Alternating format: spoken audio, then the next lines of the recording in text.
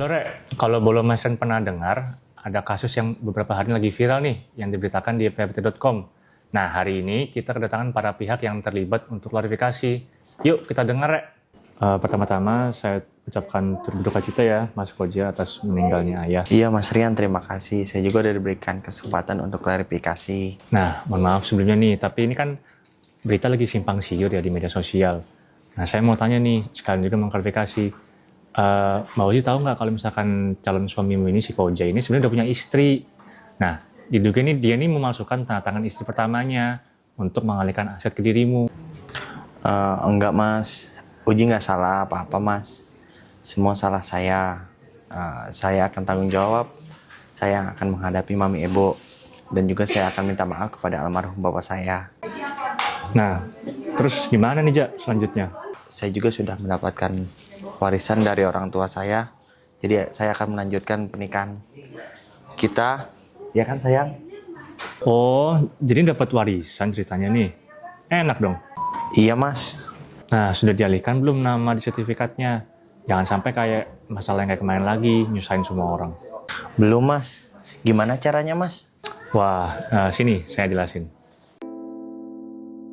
Proses pengalihan kepemilikan suatu aset seperti tanah, rumah, atau properti lainnya dari seseorang yang meninggal kepada ahli warisnya. Dalam konteks hukum, pewarisan ini terjadi berdasarkan hukum waris yang berlaku, baik itu hukum waris adat, hukum Islam, atau hukum perdata. Sedangkan dalam administrasi pertanahan sendiri, peralihan hak karena pewarisan merupakan salah satu perubahan data yuridis dalam pemeliharaan data pendaftaran tanah. Menurut Kitab Undang-Undang Hukum Perdata, yang berhak menjadi ahli waris ialah keluarga saudara, baik yang sah menurut undang-undang maupun yang di luar perkawinan, dan suami atau istri yang hidup terlama.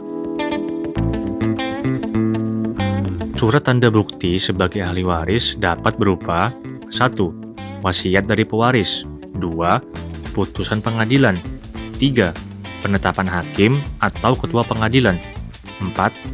Surat pernyataan ahli waris yang dibuat oleh para ahli waris dengan disaksikan oleh 2 orang saksi dan diketahui oleh kepala desa atau lurah dan camat tempat tinggal pewaris pada waktu meninggal dunia. 5. Akta keterangan hak mewaris dari notaris yang berkedudukan di tempat tinggal pewaris pada waktu meninggal dunia. 6. Surat keterangan waris dari Balai Harta Peninggalan.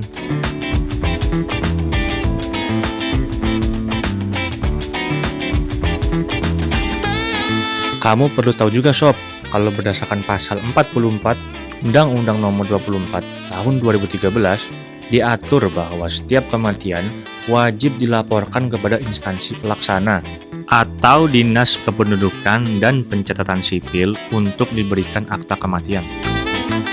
Maka, berdasarkan surat Sekretaris Jenderal Kementerian Agraria dan Tata Ruang, Badan Pertanahan Nasional nomor B-839/4/2023 menyampaikan bahwa untuk setiap permohonan pelayanan pendaftaran tanah pertama kali dan pemeliharaan data pendaftaran tanah agar mensyaratkan akta kematian yang diterbitkan oleh pejabat yang berwenang, yaitu pejabat pencatatan sipil. Kalau meninggalnya udah lama, terus pencatatan kematian penduduk yang tidak terdaftar dalam KK dan database kependudukan gimana? Bisa dilakukan melalui penetapan pengadilan ya Sob, sesuai ketentuan pasal 65 Peraturan Menteri Dalam Negeri Nomor 108 Tahun 2019. Biaya peralihan hak karena pewarisan terdiri dari PNBP, BPHTB, dan PPh. Sedangkan alur peralihan hak karena pewarisan diantaranya adalah permohonan peralihan karena pewarisan, pencatatan dan penerbitan sertifikat, serta penyerahan sertifikat. Sertifikat tanah sudah elektronik.